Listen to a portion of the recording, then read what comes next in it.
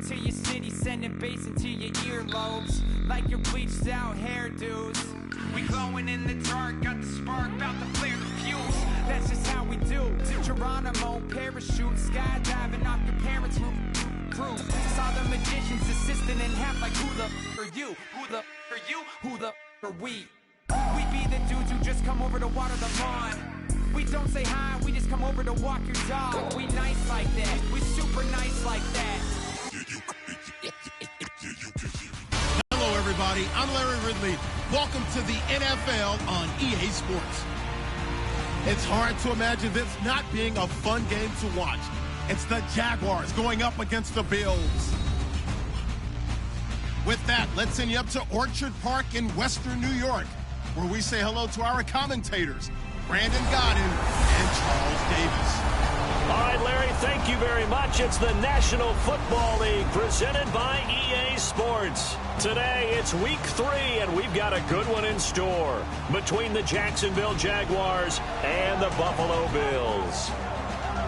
Hello, everybody. With Charles Davis, I'm Brandon Gaudin. And, Charles, you take a look at the Bills entering play here.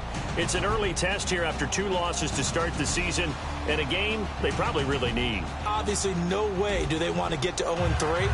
Not many teams make the playoffs with that kind of a start. Meanwhile, for the visiting Jaguars, they were winners last time out, so they'll be looking, Charles, to make it 2 in a row. And what I enjoyed when I watched their game tape and their victory last week is they put it together in every phase. Good offense, good defense, and some key plays on special teams. Let's see if they can get that 2nd win in a row. And he'll wind up getting an extra couple yards here for his trouble as he'll bring this one out to the 27th.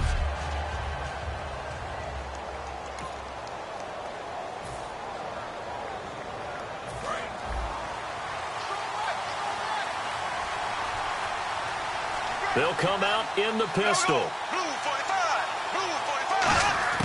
On first down, Bortles. And the hook up here to Allen Robinson. And he's got some space here. A big gain there on the first play of the game.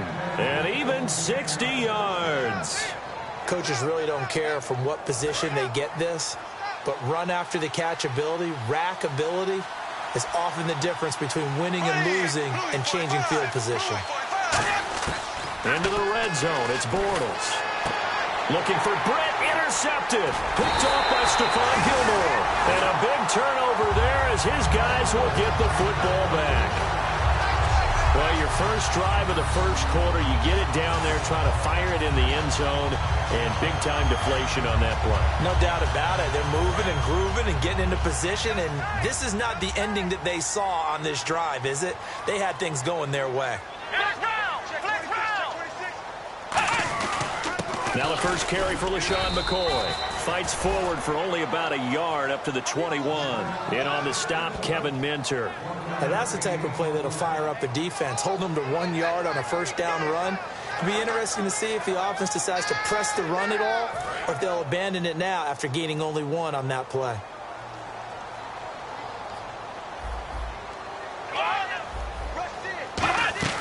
Now Taylor to throw on second down. Firing quickly here, and that's complete. 8 yards on the completion, but now they face third down. That was not a completion that results in a highlight video. But at the same time, if you have those kind of completions all game long, eventually one of them might turn into a highlight. So completion on second down, that brings up third.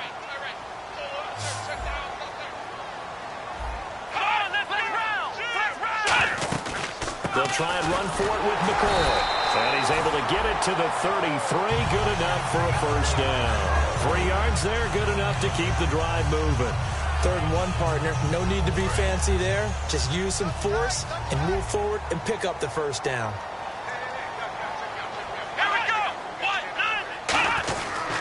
And they'll keep on the ground with McCoy. And able to use his blockers to get this up over the 40. A nice run there, 9 yards. And it'll be second down. Some runs are blocked so well, you almost forget that someone has to carry the ball to gain the yardage. The leverage by the offensive line to create space up front, really well done. A fake to McCoy. Now it's Taylor. It's complete to his tight end, Charles Clay. And he'll go down right around the 47 this time. They get 6 on the pickup there as the drive will continue. So here we go, 1st and 10 now. So much goes into a successful play, doesn't it? How about that play action there? Freezing the defense just enough to bring the tight end free downfield for the completion.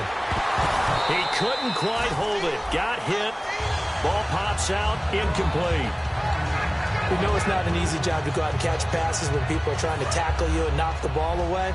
But the bottom line is, that's a pass he's got to have and a pass he should have caught. Let's go!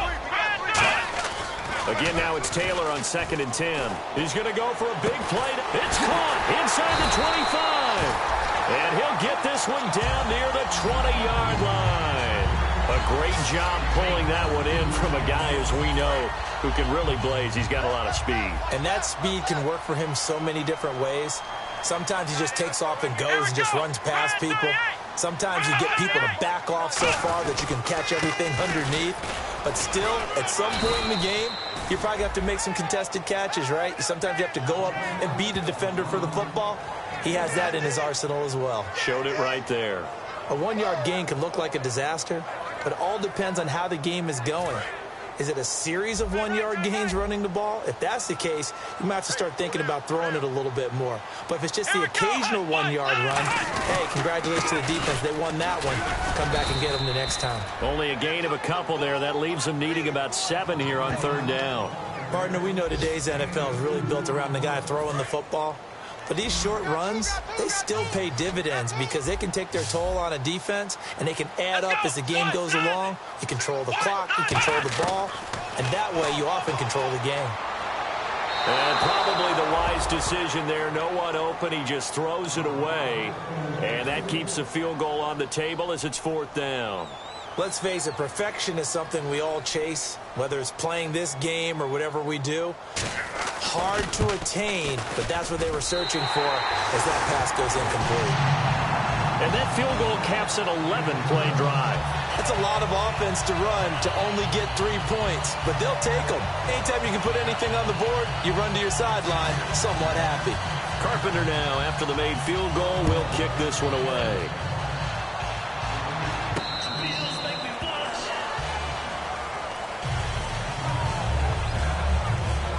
Here comes the Jaguars offense as they get set here. Looked like they had something going last drive. Then the interception happened. Will they recover? The memory they need to keep with them is that they did have something going. They were moving the ball on into a double team, and it's intercepted. Picked off by the linebacker, Zach Brown. So that's back-to-back drives where they've thrown an interception. Ordinarily, we look at the offense and say, what's going on with your scheme? Maybe we should look at the defense and just give them a whole lot of credit. They've got them frustrated right now. And now out come the Bills. And they split the uprights last time for 3. They've got the lead. They're not going to play this conservative. They're not hoping for another field goal. They're hoping for a touchdown. I'm with you on that one. I like where your head is. I like the way you're thinking because you're exactly right. Trying to sit on a lead and play that way, that doesn't work too well for most teams. Run your offense. Run what you do best. Exactly. Put it all the way down and try to increase your lead in a big way. The best way to do it, touchdowns. 2nd down following the run. Looking to jam the receivers at the line here. Press coverage left defensively. Taylor. Looking for Watkins, and it's intercepted. Picked off by the corner, Tremaine Brock. That's a drive killer right there. Not a really confident throw either. This one was kind of up for grabs, and it's going to come down the hands of the wrong team. The Jags offense now gets set and heads back onto the field. And last time, 1-play interception. So this offense, they should be fresh. That's a good way of putting it. And I can't wait to see what they decide to do with play calling. Because a 1-play drive where you throw an interception, a lot of people think the very next time out, run the football, don't give them a chance. Maybe play action? I think maybe you go play action, show your quarterback, you get a little confidence in him, and let him fling another one. Bortles now to throw. He's going to float this one deep right side. And they went for a big play through the air on 2nd down. Couldn't connect. Now it's 3rd. 3rd down here for the offense after the incomplete pass.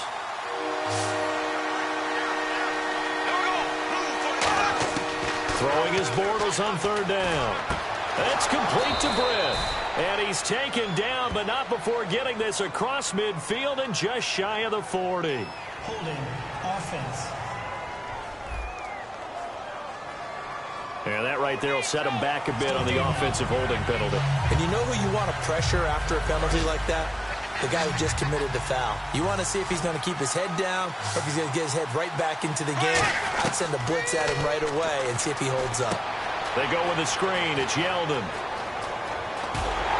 And he'll be brought down right at the 45-yard line. He'll get 17 back there, but it'll still lead to a fourth down. So on fourth down, here's Brandon Fields to kick this one away.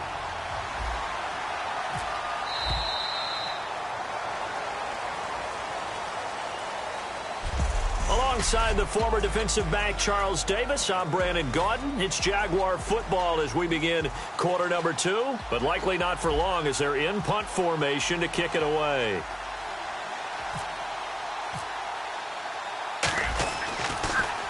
This is away and a very good kick, angled for the sidelines. And out of bounds, sailed over, looked like right near the pylon. This one's going to be perfect. Directional kicking at its finest, right down at the 1-yard line. The Bills getting set to go. And following the interception, we'll see what they can put together on this drive. I can hear my old college coach right now. He always used to tell us before every game, the team making the fewest mistakes will win. What they're hoping is that last mistake is their only one of the game. Coaches, that's all they talk about, turnovers, right? Minimizing those and maximizing opportunities. Well, both teams practice this situation, and this time the guys on offense won, and in a very nice way. What a run from that position on their own goal line. Gave them some good breathing room. I wonder now, do you still stack the line of scrimmage, or do you play normal defense? They may have backed them off with that run. Well, the offense lining up 1st and 10.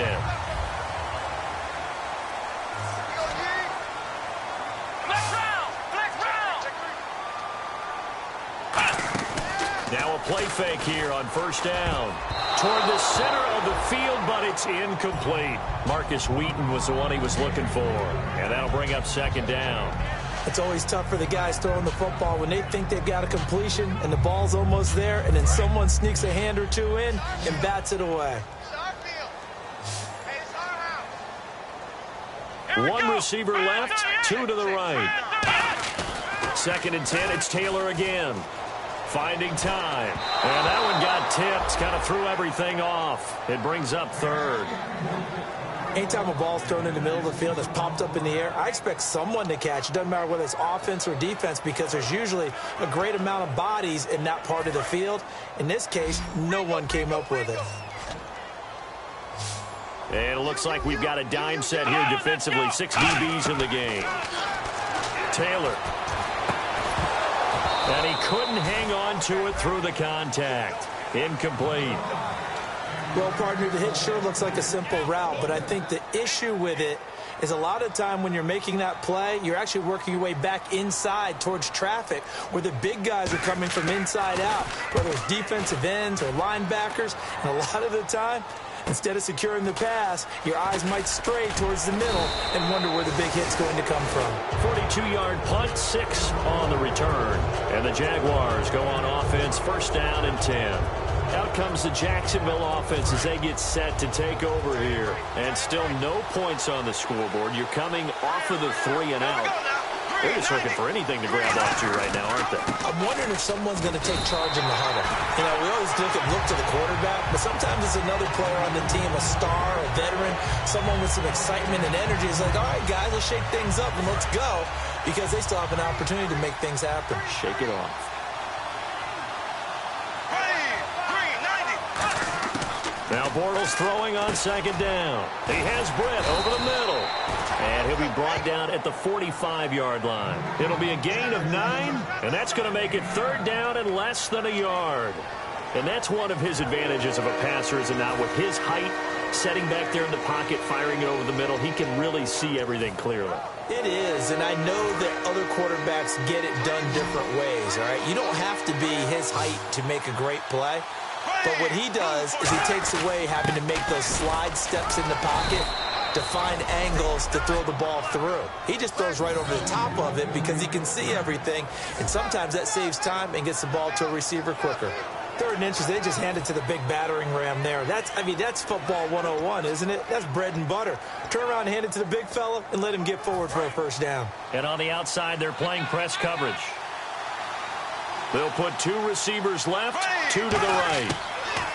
Bortles now on first down. He's going to flip that out to the flat. It's complete.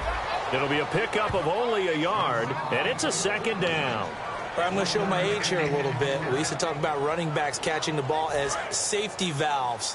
Nowadays, they're a big part of the passing offense. Quit acting like you're so old. You're only 65. And some room to maneuver. Past the 20. And he gets this one all the way down inside the 15, just shy of the 10. I love football lingo and the evolution of it all. Nickel defense makes sense, right? 5 defensive backs. But then you go to 6. What are you going to call that? And they call it a double it. A dime, which is just very simple for them. The math doesn't add up. But I know one thing. Offenses love to run against dime defenses. Typically, the bigger guys have an advantage against the smaller defensive backs when they're blocking downfield. Yeah, we saw that advantage right there. T.J. Yeldon's not afraid to drop a shoulder or run through some tackles, is he? Not at all. I learned it in his high school days in Alabama, then, of course, stayed in state to play at Alabama. He could do that there. And what I think is best about him, and when he's really on top of his game, when he's a little bit lighter, a little bit quicker, I think he's strong enough. He's compact enough to break those tackles. I think he's at his best at a shiftier weight.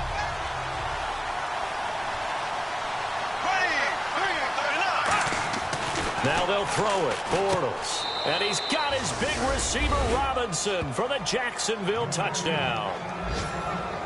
Allen Robinson, his first touchdown here of the new campaign. And the Jaguars have taken the lead. On those slants, everything happens so quickly. What makes it work? The timing between the passer and the receiver. In this case, a slant route ordinarily is probably about 3 steps before you go on the slant. In this amount of time, I think it was a 2-step deal. Boom, put his foot in the ground and got inside for the pass. Got inside for the pass, got inside for the catch and the score. And after the touchdown, here's Myers to boot it away. And this will not be returnable. It's out of the back of the end zone for a touchback. Back onto the field now comes the Bills offense. And on the last go-around, they really couldn't get anything going. They had to punt from deep inside their own territory, which means you're going to lose the field position battle as a general rule. What they're looking for now is a little more consistency. Move the ball at least a few times on offense. And McCoy loses the football.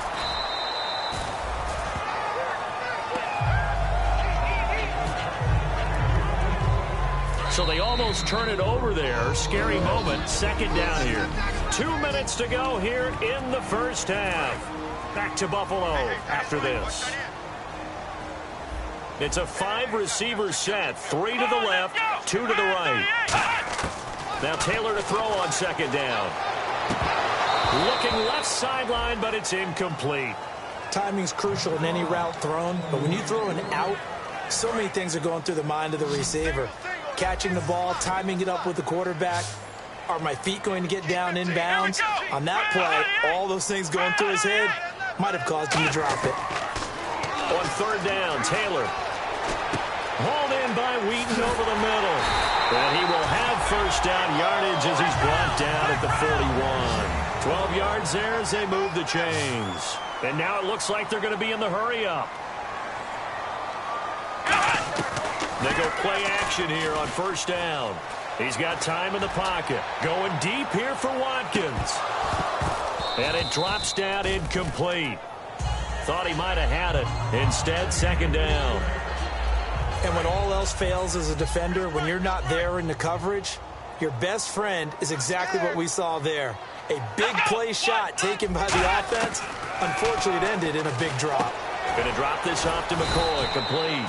Just a 1-yard pickup on the play. And now the Jags defense deciding to call a timeout. It's just their first, so they'll have 2 remaining here before we get to halftime.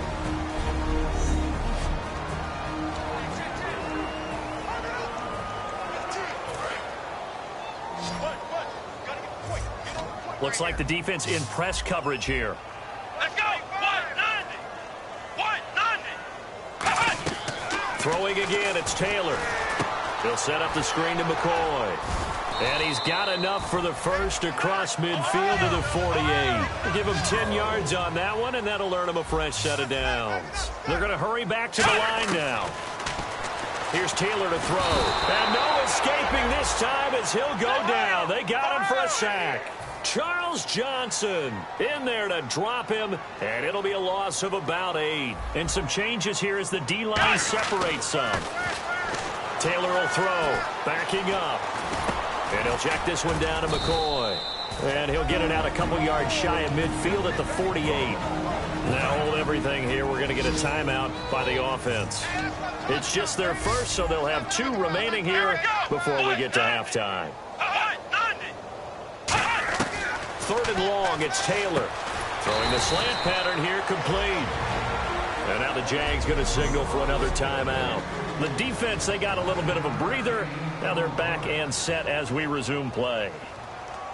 And no move to get the offense off the field. They're going on 4th and 5. Let's go one more. Let's go. 190. They'll try and throw for it with Taylor. And this is caught. That's Watkins.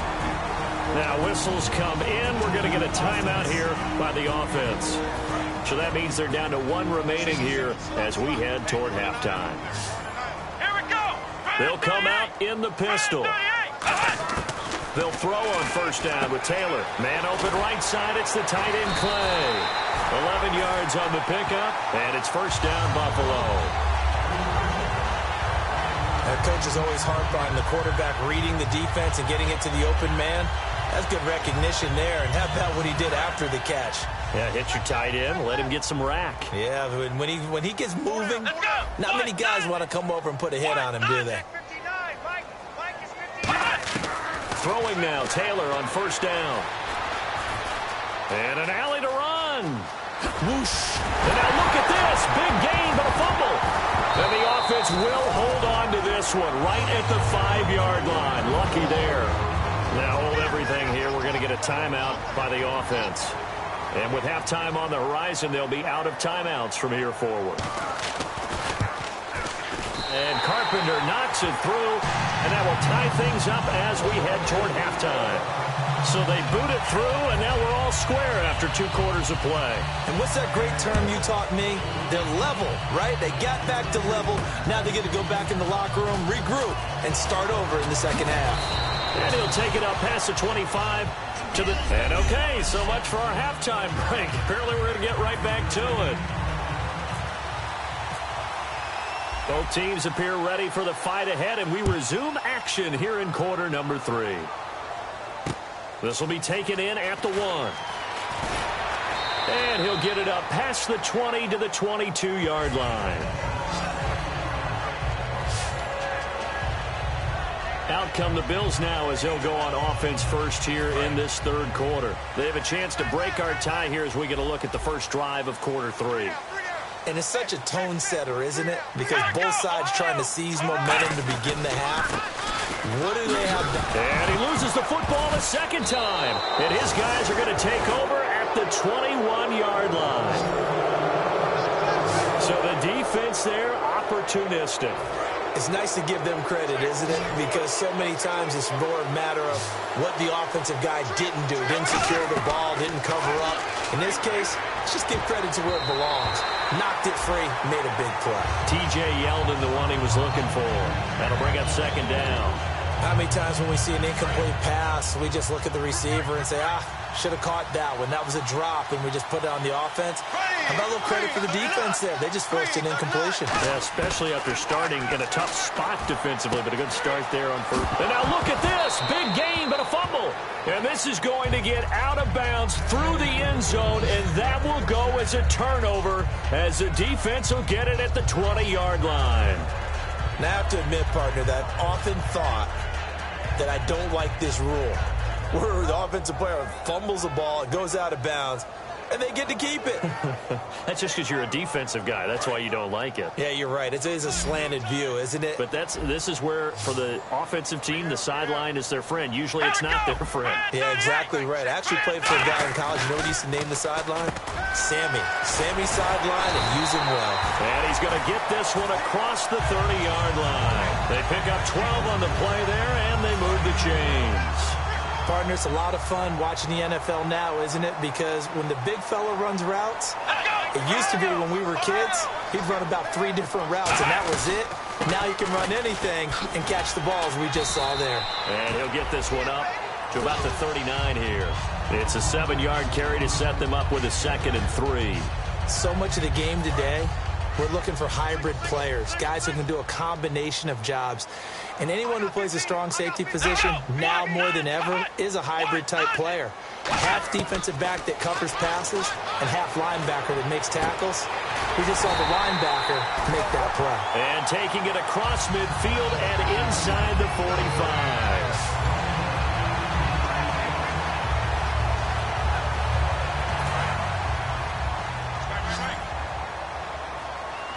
The defensive line disperses a little bit here, maybe expecting a pass. On 1st and 10, it's Taylor. And the tip there altered the ball flight, and it falls incomplete. It'll be 2nd down.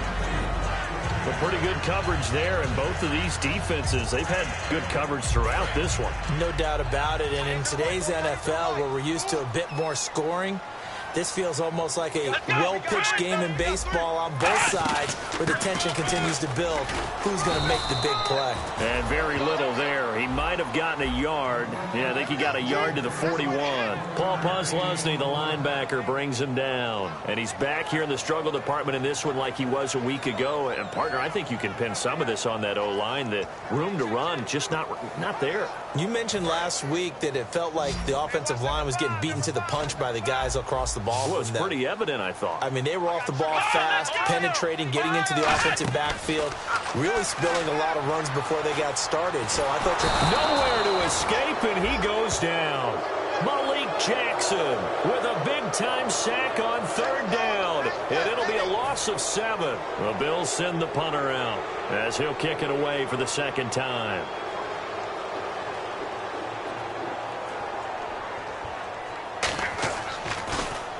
44 on his first punt, and this is a good kick as well. And that'll hit in the end zone. Much too much leg there. That'll be a touchback.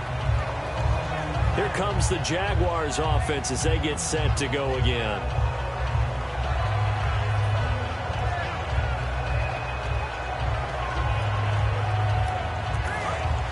Looking to jam the receivers at the line here. Press coverage look defensively. Again, we'll see the pistol here. Throwing on 1st down is Bortles. It's caught right side. It's Hearns. 5 yards on the catch there. Brings up 2nd down.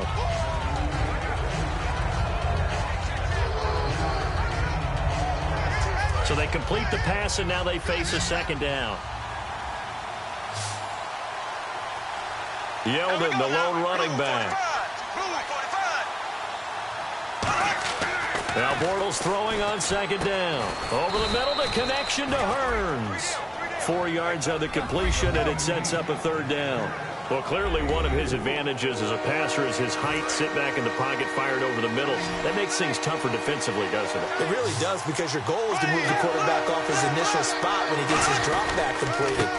But when you have that type of height, he can stay in there if he's willing to take the hits and just fire over the top, which saves him time and actually completes a play a little bit quicker than it normally does for a quarterback who has to slide and find open space to throw. And a new set of downs here after picking up the first on the ground. Bortles now on 1st down. And he's going to be intercepted a 3rd time. Picked off by Nikel Roby. And they get the football. They'll set up shop at their own 49-yard line. And, Brandon, this is a real nice job defensively of getting inside a quarterback's head and figuring out, okay, where's he going with the football? Because you can make an educated guess defensively. Not all the time, but sometimes. And when you're right, you've got a decent chance of coming away with the football. So the D-line's going to spread out. They'll try and get the running game going with McCoy. And he'll get this into enemy territory, but not by much, as he's down to the 48. Aaron Colvin there to make the tackle. Decent chunk of yardage still left here, 2nd and 7. Tough day, tough sledding right there, and it's been that way the entire game. Not a whole lot of room to ramble for him. Yeah, you're right. It's been that way all afternoon. Didn't get a whole lot better there. And they'll lose a yard that time, and that's going to lead to a 3rd down. They tried to run the counter, just that the defense wasn't fooled. And when they're not fooled, you see the end result, because what you're doing there, you mentioned the counter. You're using your offensive linemen sometimes to pull or move to influence the defensive front to go in that direction and create the space back in the other side and block it appropriately. But you're exactly right. Didn't move him. Sat there waiting for him and made the play. And that is incomplete.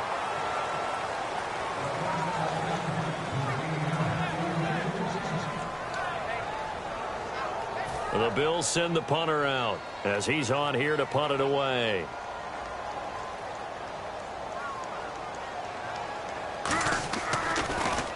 And he uncorks a beauty. Best of the day. And this is going to carry well into the end zone for a touchback. Now the Bills defense, they make their way back out there. Their offense failed to put up any points. Now they'll be looking for the stop. It's a responsibility now, because in a tie game, okay, the offense didn't score, didn't put any points on the board, but guess what? We're not going to allow them to score it all either. They'll keep volleying back and forth until someone gets an advantage. Yeah, right now, no advantage. Tie game. 2nd down, 8. That's a good play by the guys on the defensive side of the ball. Held them to a gain of 2. And that changes the playbook a little bit now for the guy calling plays. 2nd and 8. Now he's got to probably think about going to the air instead of maybe staying with the ground game. It's a gain of 6. Moves him to a manageable 3rd and 2 situation. And once again, leverage wins. The offensive line, lower than the defensive front. They moved them and found some good space for the guy carrying the ball. Back now in Buffalo. All even as we get ready to start the 4th. 2 yards to go here on 3rd down.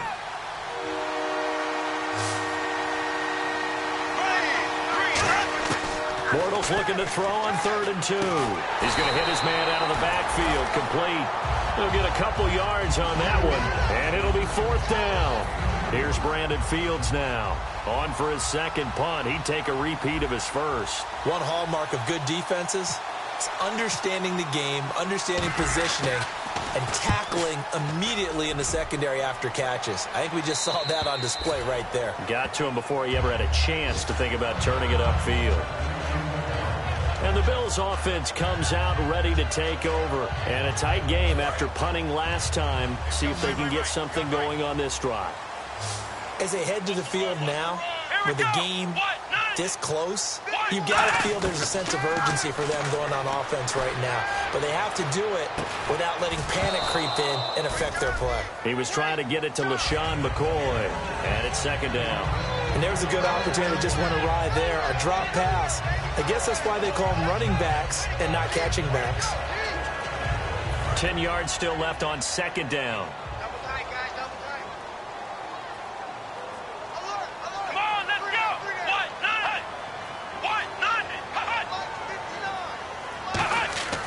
Taylor. Over the middle, he's got Watkins. 4 yards on the completion, and it sets up a 3rd down.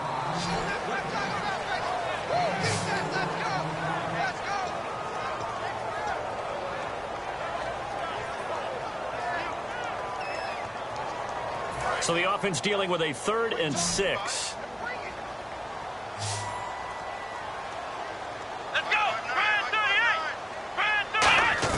From the shotgun, it's Taylor. Toward the sideline. Did he keep the feet in? Yes, he got them both down, says the side judge. And that's good enough for a 1st down. And that's how you pick up a 1st down. Not only does he make the catch, but has enough body control to get his feet down inbounds, toe tapping and dragging to make sure he gets it done. And on the outside, they're playing press coverage. Looking left side for Watkins, and he's got him. And he'll be taken down, but not before he gets into enemy territory. A good pickup there of 20 yards. I like watching the wide receiver screen because it's a real teamwork play. Because guess what? the guy catching the ball, he'll get all the credit. But how about the people up to block in front of him, either fellow receivers or offensive linemen? That makes that play a really nice timing play, and sometimes it can break big. Now a first down carry here for McCoy. 2 yards on the carry there. It'll be second down. Well, I think we know by now that every run is not going to be broken and get all the way to the end zone. But these short ones still have their value. You can still set up your play action and throw the football. You control the clock because you have the ball and they don't. And often the physicality sets the tempo for the game. On second down, here's Taylor. He's got time. And seeing nowhere to throw, he chucks this one away from harm. Incomplete. Now it's third down.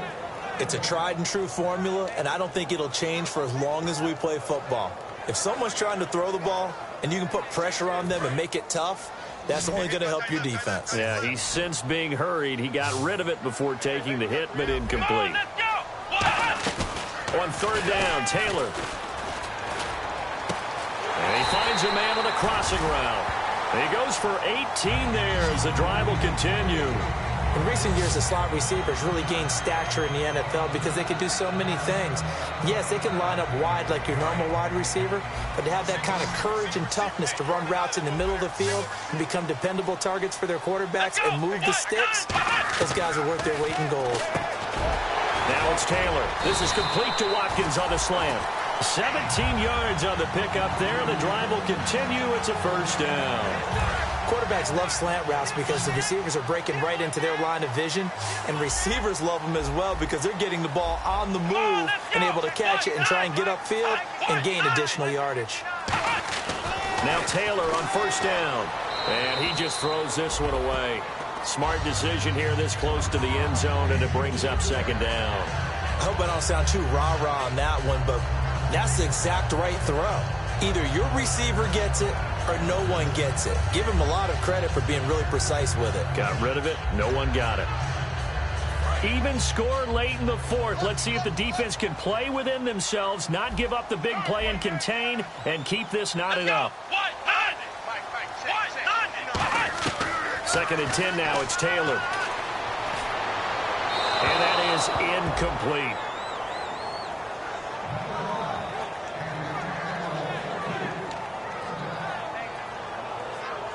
Long drive. The defense just cannot seem to catch a break and get off the field.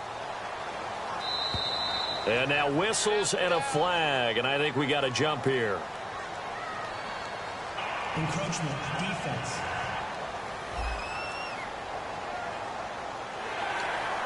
Still third down.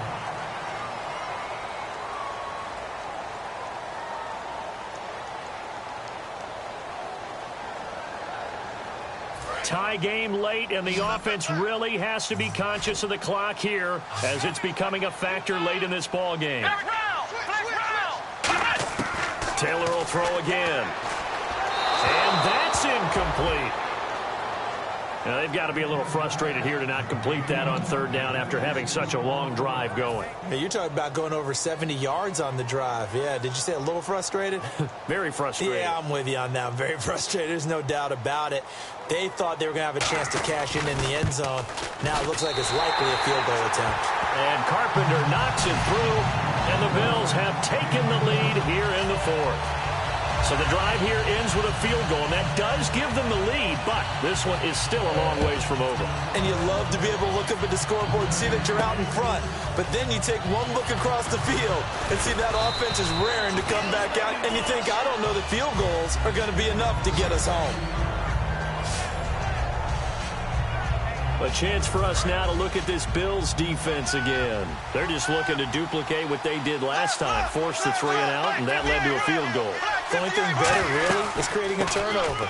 3 and out, get off the field, feel good about yourself, turn the ball over to your offense, and they put the ball through the post with a field goal. They're probably pretty well rested after that 3 and out, too. One would think. That's how you get it done. Create the 3 and outs, get to the bench, get your rest, and hope your offense can control the game. So this offense really needs to make something happen here late in the fourth with the football. Time for a break. We're back to see what happens after this. So it's Jaguar football here as we welcome you back. And let's see what they've come up with offensively after having time to talk it over. Back to throw. To the right side here, the tight end Thomas. That throw good for 4. It's second down. And there's a completion to the tight end. And look at the size of these players nowadays. At that spot, 6'4", 6'5", and up. A lot of guys used to be basketball players, somehow came back to football. That's really good for the game of football. You're getting better athleticism, great hand-eye coordination, guys who know how to control their bodies when they run their routes. That was a nicely run slant route, and what the receiver's trying to do is make the defender think he's going upfield for a deeper route, and then breaks it off, usually after about 3 to 4 steps, and cuts towards the middle of the field. And now what he's trying to do is use his body to keep the defender away from the football and give the quarterback a really nice target. 5 yards is the tally on first down. That brings up 2nd and 5. And that's exactly what you want on a first down run. Pick up 5 yards, bring up 2nd and 5. The defensive line, though, they've got to figure out a way to out-leverage the guys up front because the offensive line is winning at the point of attack. He'll look to throw. Completes it to Lee. And he is out of bounds, just a yard or 2 shy of the 30. That's what they need right now. Get the first down, get out of bounds, stop the clock. Just playing smart football, understanding the situation, making the plays necessary, and making sure that clock stops at every opportunity. Middle of the field, it's Robinson. Give him 9 there on the first down completion. When you see zone defense and you know you've got a drag route on as your primary call, you got to be really careful as a passer about how far you let your guy go because he might wander into some tough coverage. Here we go now. Green 39.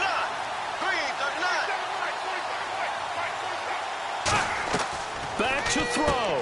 Catch here, left side, Thomas. He lost 2 there, and it's 3rd down. Now whistles come in. We're going to get a timeout here by the offense. It's just their first. They've got 2 more to use here in the final stages. Here's the 7th play of this drive. This is 3rd and 4. They'll look to throw. And, a crusher there as it's intercepted. Picked off by Stephon Gilmore. And he's going to return it to the 21-yard line. And that one, it's going to hurt big time. You're in the 2-minute drill trying to get your guys down the field, and it's looking like they're going to come up just short, as this is definitely not his best throw. And it'll wind up being intercepted. They'll start the drive with a carry by McCoy. 2 yards on the pickup there. It'll be 2nd and 8. And now the Jags going to signal for another timeout. That'll leave them with just 1 remaining in this 4th quarter of play. See if they stay on the ground for 2nd down. Shift together here from the D-line. Looks like the defense in press coverage here. On 2nd down, it's McCoy. And this one goes nowhere. Losing yardage back at the 22. Now hang on here. Timeout called by the defense. That'll be their 3rd and final stoppage here as we step aside. And the Jags, Charles, I think they're on the dime here. Covering a lot of field. The Bills on their way to victory now as they take the knee. The Bills send the punter out as he'll punt it away for the 4th time today.